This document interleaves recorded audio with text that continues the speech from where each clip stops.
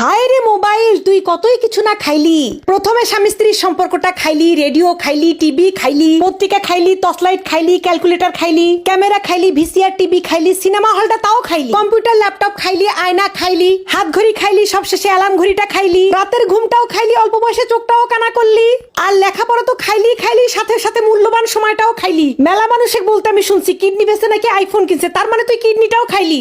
বউ সংসার স্বামী তো খাইছিস, বউ আর স্বামীর মধ্যে সতীনের মতো সম্পর্ক সৃষ্টি করছিস। আগের স্বামী স্ত্রীরা রাত্রিরে একসাথে শুয়ে কতই না কিচ্ছা কাহিনী গল্প গুজব করতো, কত হাসি আনন্দ করতো। আর এখন মোবাইল নিয়ে খাটের উপর ওই কোনাতে একজন এই কোনাতে একজন, মাঝখানে এক রাশ দূরত্ব, মনের মধ্যে কোনো মিল নাই। সংসার করতে হবে তাই করতেছে।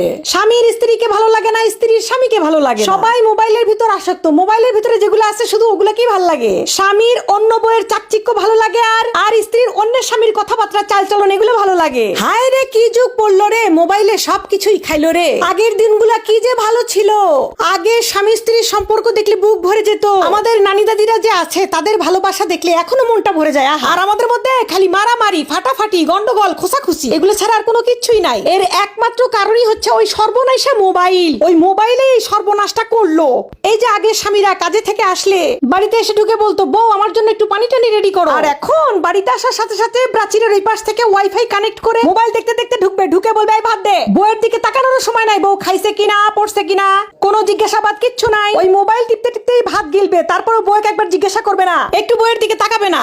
আবার অন্যদিকে চিন্তা করেন, আগের যুগের বউয়েরা স্বামী আসলে কি যত্ন সেবা, আদর যত্ন, ভালোবাসা, হাত পা ধুয়ে দিত, গামছা নিয়ে বসে থাকতো। আর এখন বাড়িতে এসে স্বামীরা যদি বলে একটু ভাত দে, তখন বউ বলে তুই পারলে তুলে খা, বেশি হুকুম করবে না আমার সাথে। ফেসবুকে ভিডিও দিচ্ছি, লাইক কমেন্ট আসতেছে না, তুমি জানো না আমার মন ভালো নাই। তার মানে বউয়ের মন মেজাজ ভালো না থাকার কারণ কি? ওই মোবাইল। ওই যে মোবাইলের ভিতরে দেখে মানুষের বউ বর মানুষের ফুল দেয়, চকলেট দেয়, সিনেমা হলে ঘুরতে নিয়ে যায়, ভালো ভালো খাওয়ায়, ভালো ভালো পড়ায়। ওগুলো তো আর পারে না। ওগুলা যে ওরা ভিডিওর জন্য করে সেটা তো আমরা বুঝি না। আর ভাই আমরা কি মনে করি ওদের স্বামীরা কত ভালো, আমাদের স্বামীরা আমাদের কিছু দেয় না। কিন্তু বাস্তবতা কি? বাস্তবতা তো বড় কঠিন। আমাদের স্বামীরা আমাদের জন্যই সারাদিন কষ্ট করে, বেচারিরা সময় পায় না আমাদের সাথে কথা বলতে। কিন্তু আমরা তো আর ওইটা বুঝি না। ওই মোবাইল একটা দেখে আমাদের চোখে মোহ লেগে যায়, তখন আর নিজের ঘরটা ভাল লাগে না। এইগুলার যন্ত্রণা হচ্ছে বাড়ি বাড়ি। এই যন্ত্রণাগুলো হয়েছে শুধুমাত্র মোবাইলের কারণে। হ্যাঁ, আমার মোবাইল কই গেল? মোবাইলে যে এতই ফিল্টার দিয়ে দিয়ে মেয়েরা এই এতই টিকটক বানাইছে, এই টিকটক দেখে দেখে আমাদের স্বামীদেরকে আমাদেরকে আর ভাল লাগে না। আমাদের মুখে মাস্তা লাগে, মুখে ব্রণ লাগে, বউ কালা কালা লাগে, বউয়ের মুখ চিমড়া চিমড়া লাগে, মুসলিম লাগে না, বউয়ের চুল ভাল লাগে না, বউয়ের কিচ্ছু ভালো লাগে না। ওই ফিল্টার মারাগুলো কি ভালো লাগে? এগুলাই হচ্ছে এখনকার সময়ের মেইন সমস্যা, বুঝেননি?